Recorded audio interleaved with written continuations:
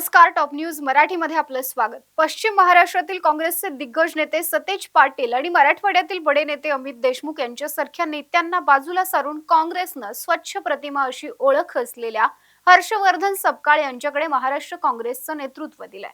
भाजप सहकार चळवळीतील नेतृत्वावर ईडी, सीबीआय किंवा आयटीचा दबाव टाकून त्यांना अडचणीत आणू शकते.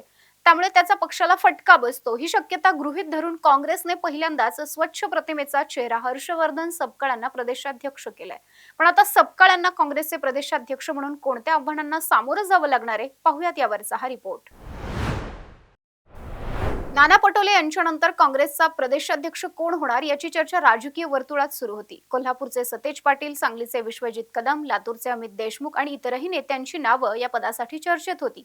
पण काँग्रेसनं धक्कातंत्राचा वापर करत सरप्राइझिंग चेहरा समोर आणला. राज्याच्या राजकारणात चर्चेत नसलेल्या आणि कधीही कुणीही विचार न केलेल्या हर्षवर्धन सपकाळ या काँग्रेस नेत्याची थेट राज्यातील पक्षाच्या प्रमुखपदी नियुक्ती करण्यात आल्यानं सर्वांच्याच भुवया उंचावल्यात.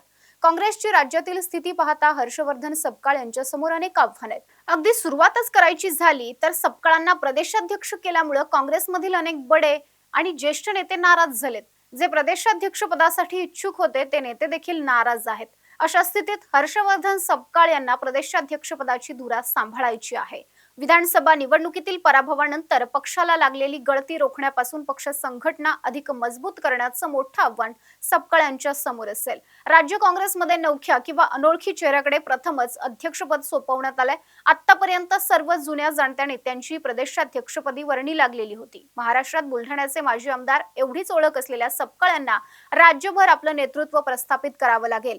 राहुल गांधींचे विश्वासू सहकारी असलेल्या सपकाळांना गटबाजीनं पोखरलेल्या राज्य काँग्रेसमध्ये समन्वयाची भूमिका बजवावी लागेल. निवडणुकीतील पराभवानंतर काँग्रेसचे अनेक नेते पक्ष सोडून जात आहेत. गेल्याच आठवड्यात नवी मुंबईतील काँग्रेसला खिंडार पडलं. अनेक नेते भाजप किंवा शिवसेना शिंदे गटात प्रवेश करतात.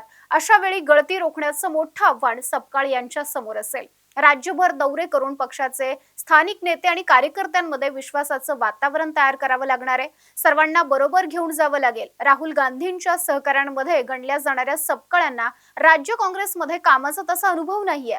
काँग्रेसला मानणारा मोठा वर्ग असला तरी पक्ष संघटनाच कमकुवत झाल्यानं जनाधार आटू लागलाय. महायुती सरकारच्या अंगावर जाण्याचं धाडस काँग्रेसला करावं लागणार आहे आणि यातूनच सपकाळ यांची अध्यक्षपदी नियुक्ती करण्यात आली आहे.